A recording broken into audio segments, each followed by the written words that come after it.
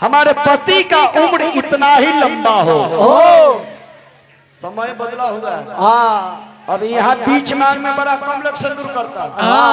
बगल में 4 लाइन छोड़ के आई सोलिंग वाला उठा के लकड़ी से लेकर हो गए। ओकरा बाद एगो नया सिस्टम आयल है Bob cut. Hi hi hi oh my God oh no. आजकल एगो नया खोपा की टोपा कट एगो नया डिजाइन। ओ कबूतर के खोता है। कबूतर के खोता तो एगो यहाँ सिंदूर एगो यहाँ सिंदूर ओकरा बाद एगो हिप्पी वाला यहाँ चुड़की उठाई किया से लेके दिया में लेके जा यहाँ ना आधा मांग में ई कहला जैसे ही कही कि हम तुम्हारे हाथ इनकर शादी भेल है। अरे धनी अरे है बड़ी भीड़ लगल बा। अरे ये कुसुम बड़ी भीड़ चलत बा कहे कि चल 11 नंबर गाड़ी से। ये ब्याजी बाबू रे बाबू अपाची से मत जा। 11 नंबर 11 एक 11। अच्छा एक पर एक 11 1 पर 1+1 2 होगा। 1 1 2 जी। चले बबुआ तो ये औरतिया कहती है कि हम पैदल ना जाए ना हमरा अपाची चाहिए। इनको पल्सर इनको पता नहीं है कि अपाची वाला पल्सर वाला के पुलिस बड़ा तिरछा आंख से देखता है। अपाची के प्रदूषण फेल है। प्रदूषण पेपर ऊपर सब है। 1 2 3 4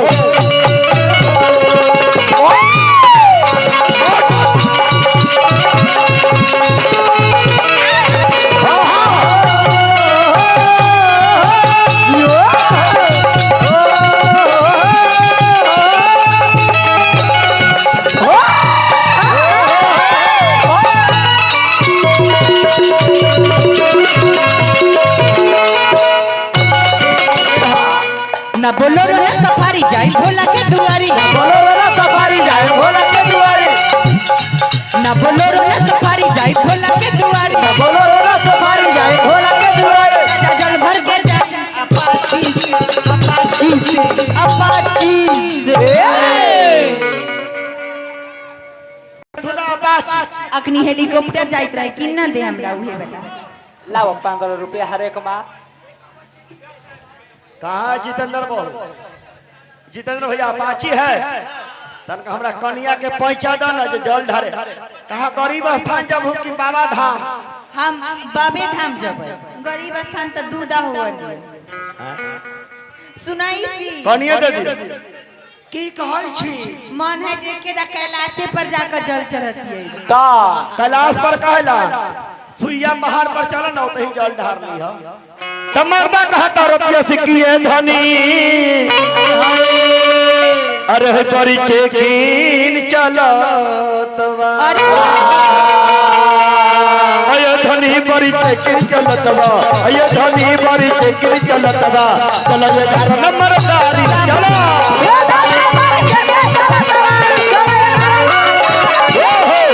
धनी बड़ी चेकिन चलत बा। चलो 11 नंबर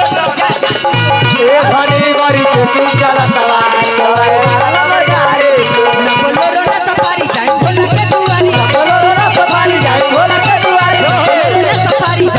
के दुआरी। बोलोरो ना सफारी जाए भोला के दुआरी। जल भर के जाए अपाची से।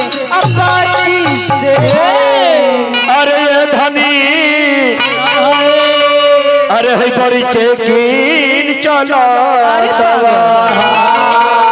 अरे ये धनी बड़ी चेकिन चलत बा। ये धनी बड़ी चेकिन चलत बा। चला 11 नंबर गाड़ी। ये धनी बड़ी चेकिन चलत बा। चलो 11 नंबर गाड़ी।